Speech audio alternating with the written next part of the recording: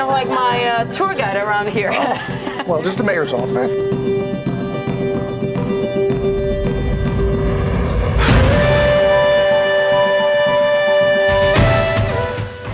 This is my office. As you can see, it's a little messy, I apologize. But some of my favorite things are here. I love coming to my office because you see I have a lot of stuff on the wall. I store my trains, some of my trains here.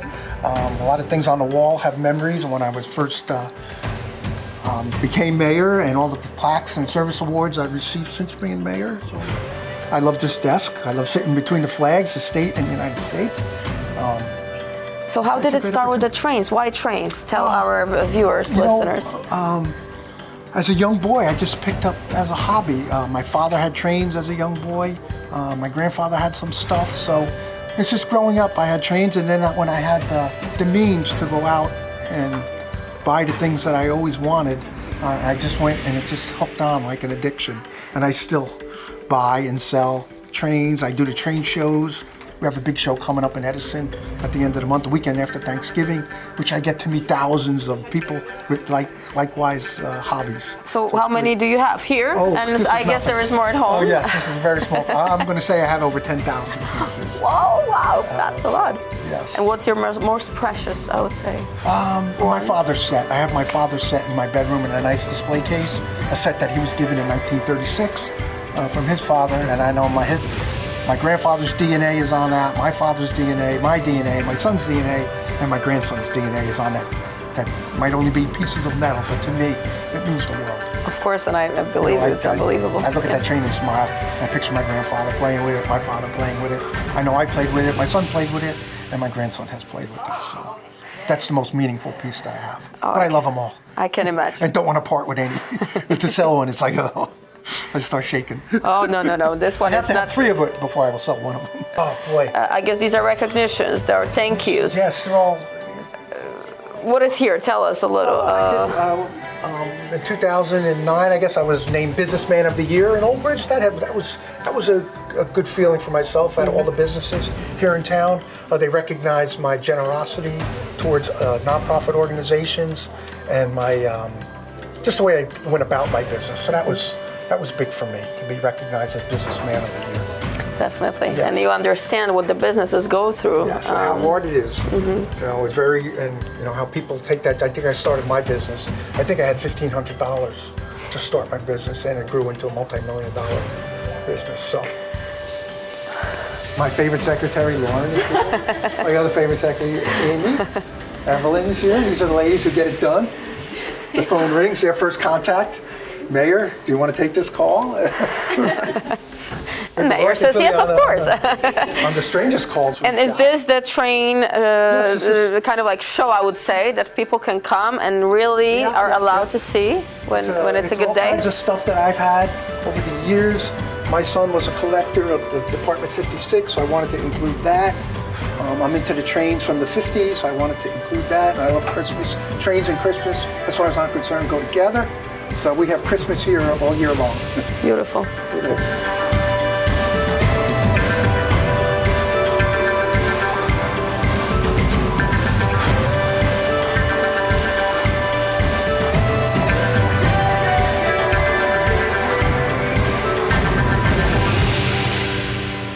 Radio RAMPA is today in Old Bridge, New Jersey, and we are here with the mayor of Old Bridge, Owena Henry.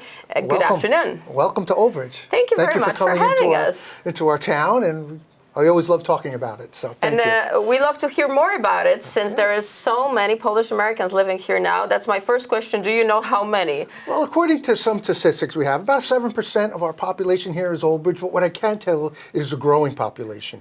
I've run into our Polish Americans constantly when I go to block parties, and they're always the nicest, friendliest, smiling people at the party, and I really do love our Polish population.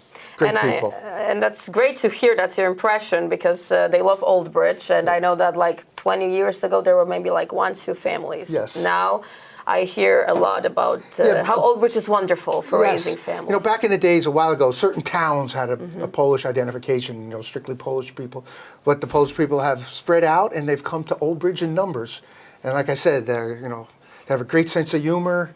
They're very family-oriented. believe in education, great food. So that's always that sets the stage for when we start talking, because the first thing they say is, what do you want to eat all the time when we meet the Because Polish we people. say through food to the heart. Exactly, So. and boy, they've really got my heart. So we're happy to be here and get to know you a little bit better, I'm not of course.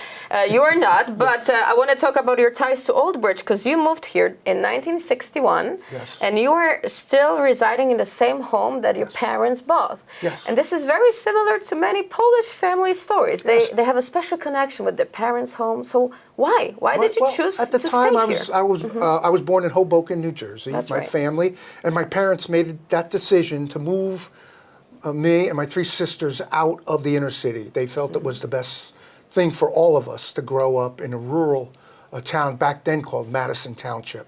So my parents came and they looked, and I think they bought the house in 1960, and then we moved in just at the end there, like I think it was December of '60.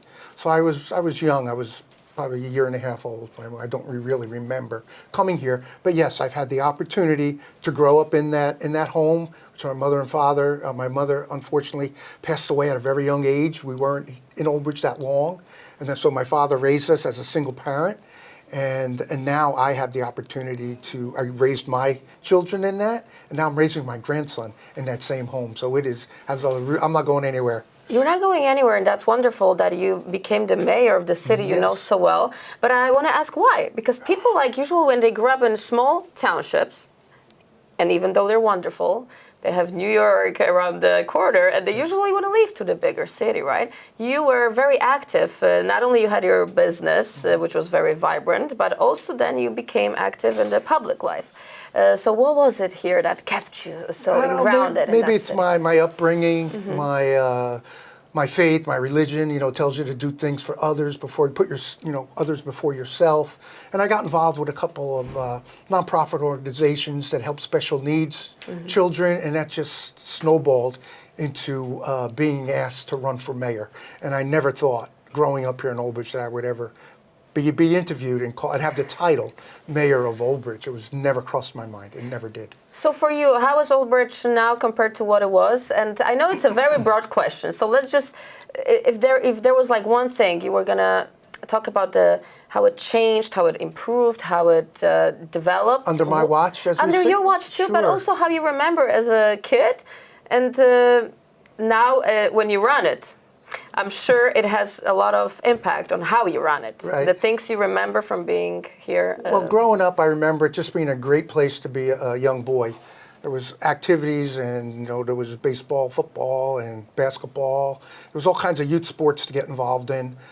Great kids growing up, being we were out here in in a very rural area.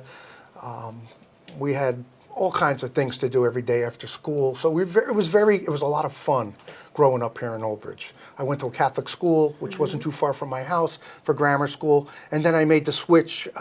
We made a big decision that I would go on into public school to go to high school here in Old Bridge. And at that time, we had two high schools. And that was a great atmosphere. I went to one high school, and we were very competitive with the other high school. And again, because of sports, I played football, met some great people that I'm still friends with from high school. And that was just a great experience. Then going on to college, having another great experience in college, and then coming back, starting my own business, raising a family. It just was the perfect. It was you couldn't ask for anything. I'm so thankful God had that in His plans for me, that I would have this. And then He said, got into public service. But some things have changed, but a lot of things still remain the same. As I remember growing up here, some things are still the same. So I'm thankful for that. And something, things have changed. The name of the town has changed. Of course, it also did. And I'm thinking also how the city got busy, didn't it? It's kind of like, you mentioned rural when you were young, but now I feel like it's a very vibrant business-oriented right. also. At the time my family moved here, it was probably the largest growth. If you look at 40s and 50s, there was probably only about 15,000 people lived in Old Bridge. But through the 60s and the 70s, it exploded up into the 40s and 50,000 people. So there's a lot going on in the early 60s, late 60s and 70s. A lot of the big developments that we know today, that we Sarahwood South, Madison Park, Central Park, they all came up there, and large influx of people. So that's what I want to ask now. Why is Old Bridge good for business now? in these Well- days?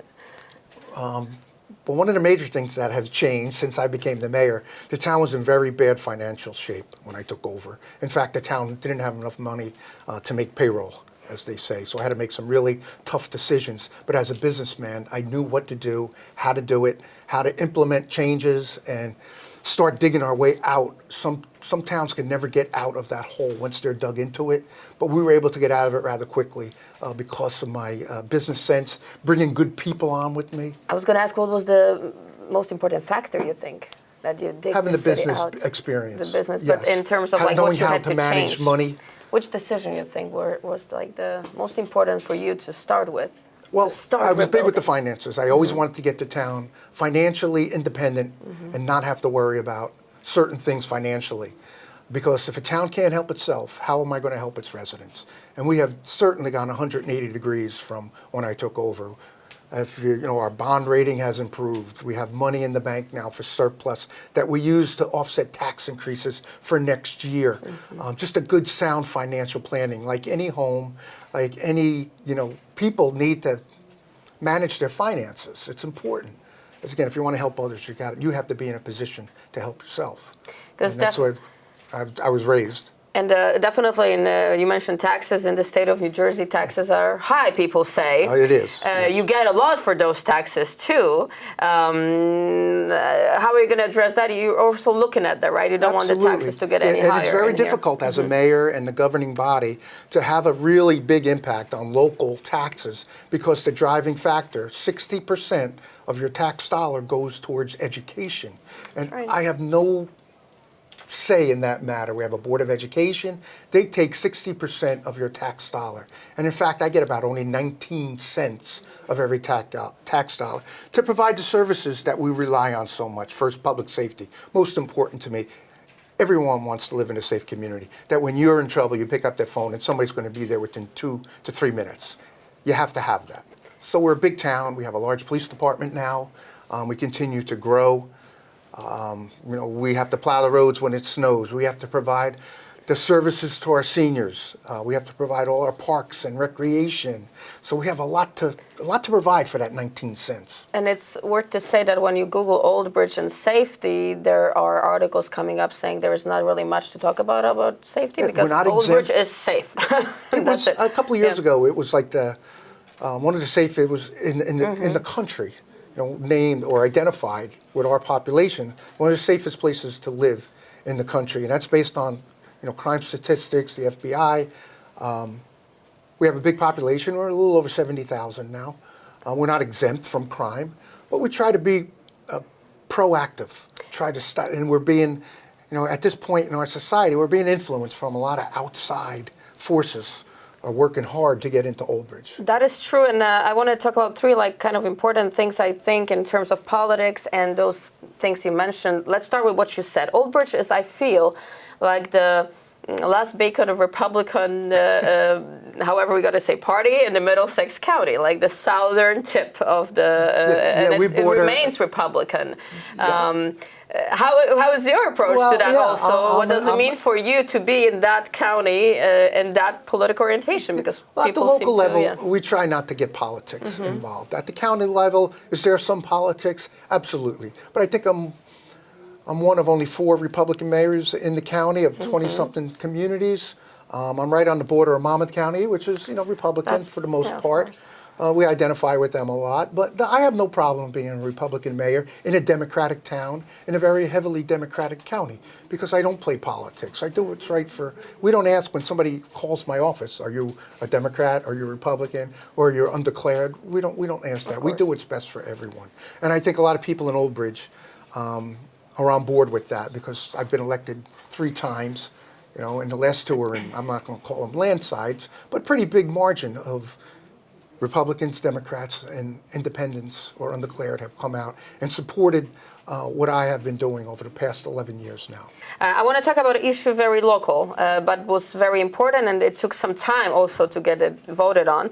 If you can talk about the energy aggregation program and the official, now if you can say the official final decision on it, and how is it going to impact the residents? Yeah, well, I don't believe it's going to have a big impact on the residents.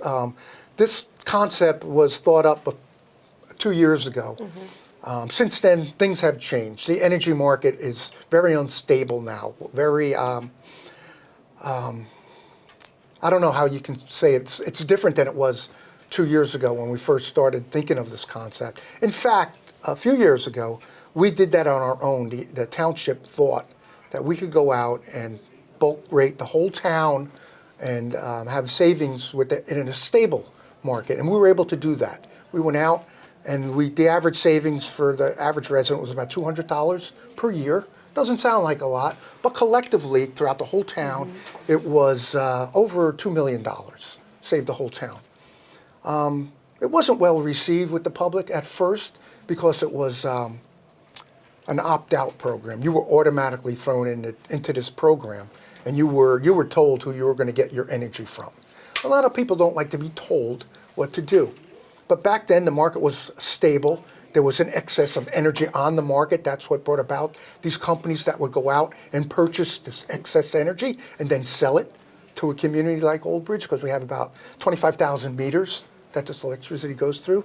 Now, this last push that was on the ballot, which was approved, was to go out the town and find a green energy source that provided certain percentages of green energy that they could provide to our residents, thinking that the township could go out with their 25,000 meters and get a good price for this. I don't know if we're going to be successful. And I based it on other towns who have done it. They have not been successful in getting lower energy prices for their residents. So we're going to see. But you have a green light, basically. We have a green light to start to yeah. look into it. I don't know how much time and effort the town is going to have to spend on this. How much tax dollars, as we put resources into this, trying to develop a program. How much we're going to have to spend in order to get the outcome that I don't think the residents are going to get, which they selected yesterday. So we're going to see. Maybe we'll have a stabilization in the energy market. I don't see it personally. I don't know if anyone else does, with the talk and the chatter that we're hearing now with the country not being energy independent as it was not too long ago, where we rely on outside sources for our energy. So there's always going to be that variable. How much do you feel an impact in the city like Old Bridge? And I guess that's comparable to other cities of this size in the state, in the country. And they have not had success. But taking into consideration other factors, not only energy, which is a big thing for, of course, everyday use. Sure, everybody uses it. But how do you feel an impact of what is going on? We feel you, it. your residents, what is the it. biggest thing you think like is a challenge now? Inflation, of course. What the consumer is paying more for at home, we are paying more also. So it's just a trickle-down effect. Whatever we buy is more expensive now than it was. Everything. This is new vehicles that the township purchases. They've increased tremendously. So everything that we buy, and we're under the same pressure that the consumer is under. And that's very good to have in the back of everyone's head, right? When we're talking about the city, not only about the people living in it. The diesel fuel has gone up. And Most of our fleet is diesel in our public works, our buses. We are paying more and more for the fuel. Problem with shortages of people, we haven't experienced staff, any cars. shortages. Okay, so that's shortages. That's good. I don't know if they're coming. And Mayor, I want to talk about Route 9. Just Route kind of 9, like to sum it up. Route 9 is, of course, very important for residents of many parts of New Jersey. Exactly. The not only Old Bridge. That goes through Old Bridge is pretty busy. And I want to talk about your intake on that. Do you have any plans about Route 9? And I want to ask specifically also about the safety barriers on Route 9, where there were accidents, cars going through the other direction. Yes. Tragic. It's a very serious yes. topic. It's more serious than energy aggregation. It's probably the most serious topic that we have right now, because numerous people have lost their lives on Route 9 through Old Bridge. As you know, to the north of us is another town, and Route 9 is completely protected from the north and southbound lanes. You come into Old Bridge, we have some protection to, I think it's Route 34. And then after Route 34, there's nothing. It's just a median. And from Route 34 all the way down to our southern border, which is Texas Road, there's no protection for crossover. And as you said, Route 9 is one of the busiest highways in the state of New Jersey, servicing the north and southbound corridor for drivers, for commuters, anyone passing through. And it comes through Old Bridge. And in that section of Old Bridge, For whatever reason, it's less congested. Speeds increase when you're coming through Old Bridge. We have a number of overpasses where lights have been eliminated. So the traffic has the ability to move a little faster than it does to the north and south of us. And with no protection, these serious accidents have occurred and have taken lives. I've seen it. I've been on the scene of some of these horrific accidents. When cars hit going in the opposite direction, it is brutal, it is vicious. And we've been asking for years now for the Department of Transportation, Route 9, I should have opened, is a state highway. Old Bridge we can't do anything on that highway except enforce the traffic laws and clean up these messes, which we have a responsibility to do. And we've been asking the Department of Transportation, the DOT, who's responsible, since about over 8 years now, to do something, and they've done nothing, very little. They've painted a few lines. They've done nothing to install a barrier, which I don't know, any person with common sense would say it doesn't deserve it. And some of their reasonings are it doesn't warrant, and you can get through all these, but they're not reasons anymore. They're just downright plain excuses. And I cannot know of any excuse why you would not do this in order to save lives. And just recently, a few weeks ago, we lost a life and we had a very serious injury, a life-changing injury from another person coming up Route 9 where a car went across the highway and they came into contact with each other at 6:30 in the morning. So there's no excuse at this point. We're just very upset. I'm contacting all the mayors who are responsible for their residents up and down Route 9 to the north and south of us, and asking them for support. So it's not an Old Bridge problem. And it seems like we're alone when we go to the DOT and they tell us they poo-poo you. You know, well, we'll look at half the highway. Well, what about the other half? So we really need help from the mayors and the residents who travel up Route 9, because a large majority of the people who have lost their lives and whose family has been impacted do not live in Old Bridge. They live in the towns to our south and to our north. So it's very upsetting, and very concerning to me, because I wait for that phone call almost on a nightly basis or on a daily basis, and I get them too often, that we've had another fatal on Route 9, whether it be a car accident, whether it be a commuter coming back from the city, crossing Route 9. Anytime you have to cross 6 lanes of traffic and a large median, I mean, there has to be, the road needs to be brought up to today's standard. No, definitely. That's one of the most important issues, I would say, that are felt across the region, not only here, but are, as you say, you take the impact of that the most.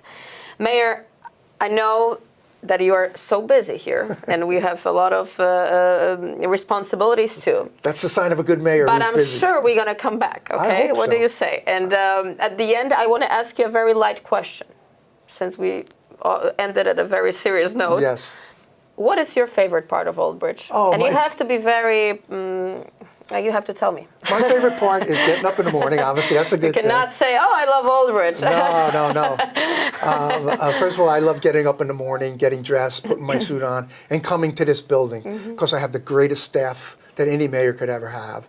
I love the ability to help people on a daily basis. That's probably the biggest, adrenaline rush I get when we solve somebody's problem. Somebody calls, and then we have a problem, we're able to fix that. So that's a great feeling. That is important for people to also remember, those who watch us. So we always try to underline that your local politicians are here to help, right? So here to either be a connection between another, let's say, body of government that is not cooperating. The most important one in their lives is probably this local government, the mayor. Of course. And I am there. I am out every day, every night, at every function.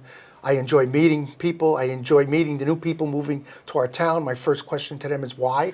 And they tell me why. Well, we heard it's stable. We heard it's this. We heard it's that. And we heard they got a great mayor. And tell me also that people can come here and see your office because of, and I know there are like tours almost, but is it true that people can just come and say, hello, Mayor, we want to see the I love showing my trains off. I love them. That's true. Sure. That's and this is only a small portion of what I have.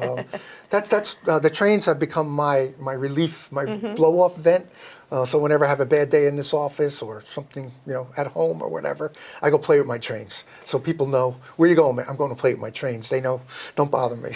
That's awesome, and we're going to show you some. Mayor, thank you so much. Thank you Mayor for being Owena here. Henry. I can't thank you enough. Was our host, I would say, today. We were your guests, not the other way around. Thank you. You're always welcome here. Thank you very much. Please Mayor. let the Polish people know, the residents, that we're here for them. Please come say hello. Thank you. Thank you.